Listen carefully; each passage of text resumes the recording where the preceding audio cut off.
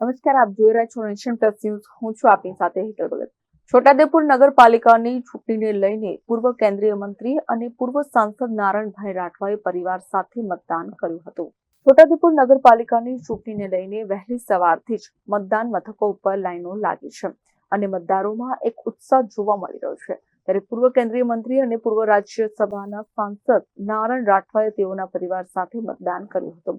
પૂર્વ સાંસદે મતદાન કરીને છોટાઉદેપુર નગરપાલિકા ભારતીય જનતા પાર્ટીનું આ વખતે વોર્ડ બનશે અને જંગી બહુમતી ભારતીય જનતા પાર્ટીના ઉમેદવારો વિજય બનશે એમ પૂર્વ મંત્રી અને પૂર્વ સાંસદે જણાવ્યું હતું. આજે છોટાઉદેપુર નગરપાલિકાની ચૂંટણી થવા જઈ રહી છે. એમાં અમે લોકો એક નાગરિક તરીકે સંવિધાનમાં મત આપવાના અધિકારની રૂએ મતદાર તરીકે અમે આજે મતદાન કર્યું છે.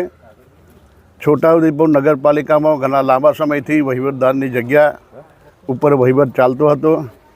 આ વખતે પ્રજાના ચૂંટાયેલા પ્રતિનિધિઓ આજના દિવસ પછી જે ચૂંટાશે એ વહીવટની અંદર ભાગીદારી કરી અને નગરપાલિકાનો વહીવટ સંભાળશે. અમે સૌ પ્રથમવાર નગરપાલિકાની અંદર મારા દીકરા પણ નગરપાલિકાના પ્રેસિડેન્ટ તરીકે 2 ટર્મ રહ્યા છે. પરંતુ આજે એક નવો વળાંક અમારા તરફથી થયેલો છે, જે અમે લોકો કોંગ્રેસ પાર્ટી છોડી ભારતીય જનતા પાર્ટીની અંદર ભળી ગયા છે અને સૌ પ્રથમવાર અમારી ભારતીય જનતા પાર્ટીની પેનલના 5 વોર્ડની અંદર અમે લોકો 20 ઉમેદવારો ઊભા રાખ્યા છે. 2 વોર્ડની અંદર 1 નંબર અને 5 નંબર એમાં અપક્ષ ઉમેદવારો ઊભા રાખેલા છે.